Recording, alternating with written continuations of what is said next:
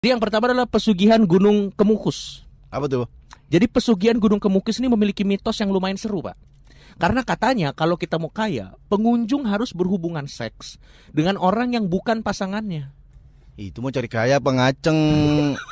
Ente survei baca dulu. Loh, ini ada tulisannya loh. Ya ada tulisannya kenapa dia ngaceng dan pengen kaya jadi satu. Gunung Kemukus ini ada di Sragen, Jawa Tengah. Ya. Dan pihak pengelola wisata tapi Wow. enggak, ini ada pengelola wisata. Ada, itu emang tempat wisata Oh. menepis mengenai mitos ini. Tapi katanya ada rumor yang mengatakan siapapun yang ingin menjadi kaya di Gunung Kemukus, caranya adalah lo harus melakukan hubungan seks dengan yang bukan pasangan lo di gunung itu, dan lo akan jadi kaya. Masalahnya pasangannya ini dari mana? Bawa sendiri, orang nggak kenal apa di situ disediain? Oh, Jangan-jangan iya, lokalisasi ini berkedok pesugihan.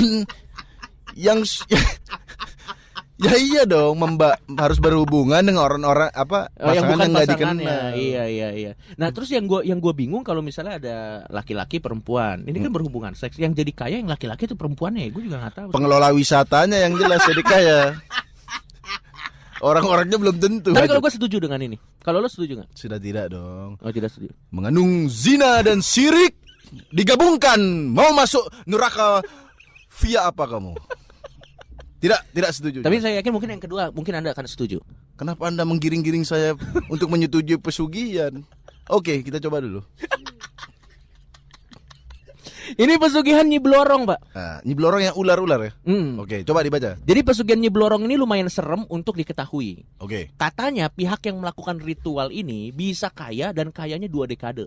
Ya, Tapi kalau menurut gue sih, Mbak. kalau gue jadi dia, berarti lebih oke sih, Pak. Menurut gue selama 2 dekade di-convert aja kekayaannya biar tetap bisa maintain, dijadiin Bitcoin. Sumpah gue nggak bohong. Masa Nyi Blorong ngasih Bitcoin? Mana rumah saya yang masih kecil? Coba cek rekening Bitcoin kamu sama GoPay. Nggak masuk. Loh. Nyi Blorong ngasih GoPay nggak masuk. Enggak, tapi ini lumayan lebih adil karena ruginya diri sendiri. Tidak mengorbankan orang Tidak lain. mengorbankan orang lain. Ya, untuk yang nomor 2 ini saya masih 50-50. no comment, enggak. Kalau ada 50-50, Anda berarti mengarah saya pada persetujuan kan? Enggak, saya no comment. Nah, mungkin yang ketiga Anda akan berubah pikiran. Oke, coba. Ini ada pesugihan Nyai Puspo Cempoko. Wah. Ini menurut legenda katanya Nyai Puspo Cempoko ini adalah penunggu di Rembang, Pak, daerah Kabongan. Jadi beliau akan mengganjar sebuah kekayaan kepada lelaki yang bersedia menjadi suaminya. Gitu, Mana Pak. mekanisme? Nah, Ente nikah sama manusia aja susah, ada KUA. denger dulu. Apa? Syaratnya adalah dengan menyediakan satu ruangan khusus untuk Nyai Puspo Cempoko bersama si lelaki. Udah, itu aja. Di mana Selain ruangan? itu, peminta kekayaan juga harus menyiapkan sesajen berupa jajanan pasar, kembang, bakar menyan madu, dan kelapa hijau tiap malam. Lebih murah sama Nyai ini daripada pacaran anak milenial, Pak. Mahal, Pak. Mintanya jajan pasar ya? Yoi, Pak, ini cuma jajan pasar, kembang, sama menyan madu. Itu lebih murah, Lebih Pak. murah banget. Pacaran anak Hey, milenial mahal, bro. gadis-gadis milenials, lihat. Anda itu lebih angku dari Nyi Puspo Cempoko. Dia hanya meminta jajan pasar dan kembang. Anda meminta Jeko, Starbucks, dan Victoria's Secret.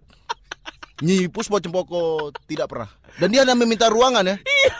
Apa ruangannya Pop Hotel, Amaris, terserah ya. Gadis-gadis sekarang minta yang mewah-mewah. Muhasabah diri Anda wahai gadis-gadis. Lihatlah Nyi Puspo Cempoko. Dia sangat sederhana. Hanya meminta jajanan pasar. Sadar, muhasabah. Jangan sampai lebih. Berarti lo setuju dong sama yang ini dong? Enggak setuju juga. Loh, kok Anda nggak jangan setuju tadi lo tiba-tiba. udah ini? Maksudnya setuju opini bahwa kadang-kadang jin Uh-uh. harus kita jadikan cerminan, ya kan? Oh iya, bisa. Kita bisa belajar dari apapun. Iya. Mm-mm. Tapi kalau Nyi Puspo Cempoko ada tahu ada makanan-makanan yang Iya. lebih modern, Iya. dia juga lama-lama mintanya Jeko juga. Cukup. Kok boleh minta Starbucks?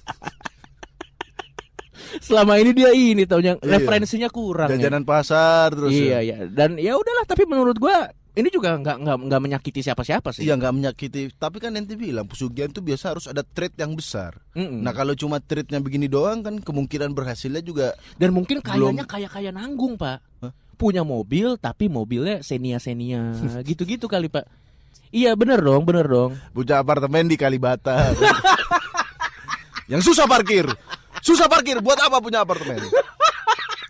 Ini true story. Iya. Gue pernah ke Kalibata jam 2 malam. Iya. Nyari parkir sampai jam 5 pagi, nggak masuk akal Kalibata. Ditinggiin parkirannya nggak ada. Wah.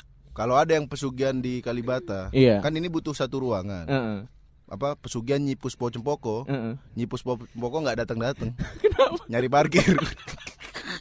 Mana kekayaanku? Ketahan di parkiran. Tower Melati. Lanjut. Tapi tadi kita ini belum jelas. Pesugihan untuk panglaris itu gimana sebenarnya sistemnya? Ente kira-kira punya narasumber yang bisa dihubungin nggak? Kebetulan punya, ini paranormal kita. Mana? Iya. Coba iya. kita telepon. Ini Kita telepon Ranu ya. Ini kita telepon Ranu ya. Oke. Halo. Halo. Halo Ranu. Halo, Cok. Gokil. Nu. Ya. Kita lagi bahas mengenai pesugihan, Nu. Boleh. Nah, kita mau nanya dong sama lu tentang rumah makan yang pakai pesugihan supaya makanannya enak. Oke. Itu mekanismenya sebenarnya diapain sih sampai makanannya enak? Atau rame ya? Bukan. Ini ada dua. Ya. Makan ini rame, biasa kan restoran, warung makan rame itu karena makanannya enak, apa karena memang restoran itu menarik pengunjung? Itu dia. Jadi yang mau kita tanya, pada saat kita pakai pesugihan, restoran kita rame, itu kenapa rame? Apa karena makanan dibikin enak? Atau memang pengunjung itu kayak secara gaib pengen berkunjung ke situ, Iya, pengen makan di apa situ? jadi nyaman banget di sana? Atau mungkin secara gaib wifi-nya lebih kenceng daripada restoran-restoran lain? Nah, coba bisa dijelasin nggak, Nu? Jadi gini, pesugihan itu ada beberapa sistem, Cok. Oke. Pertama, pesugihan yang pertama adalah menjatuhkan lawan dagang misalnya. Oke. Dengan ngebuat tempat itu nggak kelihatan, gelap, terus Gak gimana bro? David Copperfield apa gimana? Gak kelihatannya jadi tuh. pada saat Diilangin dari Google Map. Hah? Di Google. Jadi misalnya nih ada penjual nasi goreng gitu. Ya. Oke. Di satu tempat terus ada penjual nasi goreng lain menuju arahnya dia gitu. Ya. Jadi kalau lu jalan itu lu ngelewatin tempat nasi goreng lain. Nah, itu bisa dengan digelapin gitu, seolah-olah tuh mata kita tuh nggak ngelihat gitu ada tukang nasi goreng lain. Jadi yang kita tahu tuh itu doang. Itu Oke, ada oke. yang pertama. Oke. Nah, yang kedua adalah ngebuat rame. Ya. Oke. Oh, nah mekanisme. Itu mekanismenya gimana? Gimana? Apakah kuntilanaknya bisik-bisik resepnya? Waduh.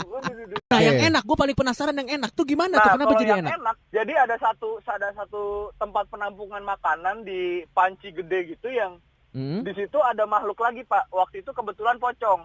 Oke. Oh, pocong, makhluknya spesifik pocong. Gak mungkin Iya, bantuin waktu itu masak kebetulan pocong makhluknya keikat. pocong.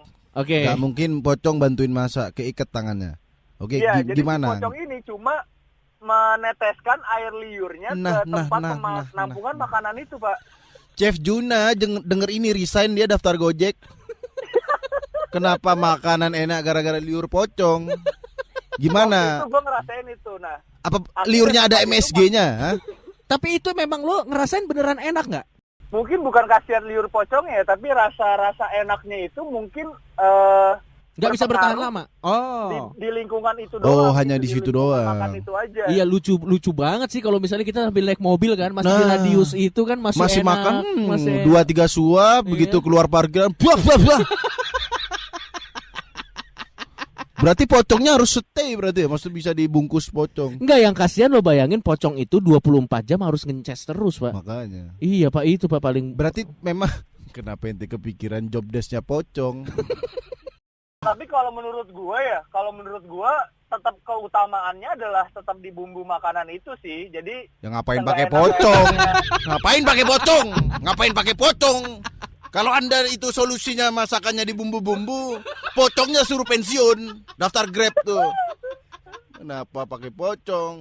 Tapi mungkin itu memang saling berhubungan, Joki. Maksudnya liur pocong tuh hanya akan menambah sedikit gitu, tidak Iya, berperan banyak.